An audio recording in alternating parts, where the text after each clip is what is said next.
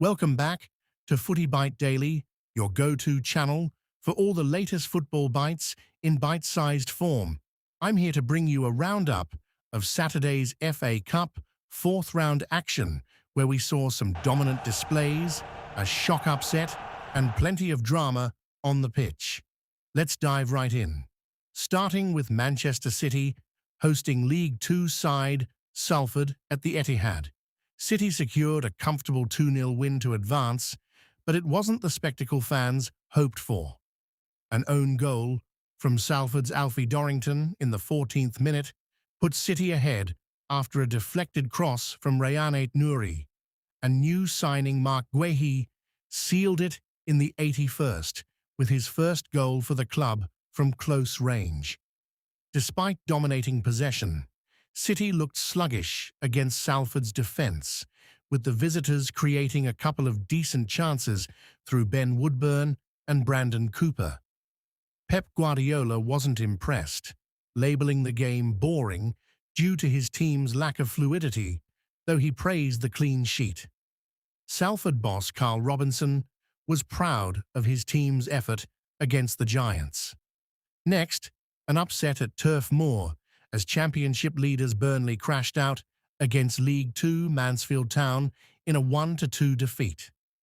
Burnley took the lead through Josh Laurent's first-half strike, rolling into an empty net after neat build-up play involving Lyle Foster and Loum Chauna.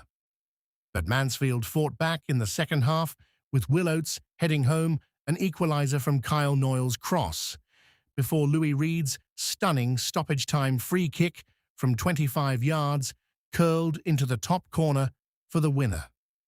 The Stags showed grit with improved crossing after half-time, marking their first fifth-round appearance in over 50 years. Burnley boss Scott Parker called it a new low for his side, who made 9 changes and lacked rhythm, while Mansfield's Andy Garner hailed the FA Cup magic. Over at Villa Park, Newcastle came from behind to beat Aston Villa 3-1 in a match marred by controversial officiating and a red card. Villa struck first with Tammy Abraham's offside goal that somehow stood, assisted by Douglas Luiz's free kick. But chaos ensued when Villa keeper Marco Bizzo was sent off just before halftime for fouling Jacob Murphy as the last man, forcing Emi Martinez into action. Sandro Tonali levelled for Newcastle with a rebound strike, then added a second from Dan Burns' layup, before Nick Woltermaid tapped in the third late on. Missed handball calls and non-penalty decisions frustrated both sides, but Eddie Howe's Magpies stayed composed to progress. Unai Emery pushed for better use of VAR, while Tonali's brace stole the show. At Anfield, Liverpool cruised past Brighton with a convincing 3-0 victory. It started slow, with Brighton edging the early chances, but Curtis Jones broke the deadlock in the 42nd minute, assisted by Milos Kerkez. Dominic Szoboszlai doubled the lead in the 56th with a stunning strike, set up by a sublime pass from Mohamed Salah, who then converted a 68th-minute penalty to make it 3. Salah was back to his scintillating best, tormenting the Seagulls' defence after his Africa Cup of Nations return. Arne Slot's Reds delivered one of their strongest performances of the season, while Brighton's lack of cutting edge left manager Fabian Hürzeler under pressure.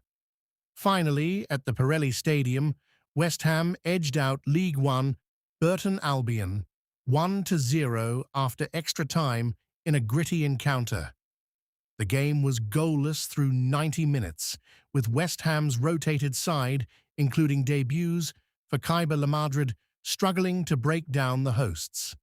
Burton had a penalty shout waved away when Konstantinos Mavropanos fouled Jake Beasley, and they pushed hard late on. But in extra time, substitute Crescencio Somerville's curled shot from the edge of the box deflected past keeper Brad Collins in the 94th minute to win it. Burton were reduced to 10 men, when Freddie Potts saw red for a foul on Julian Larson, sealing their fate.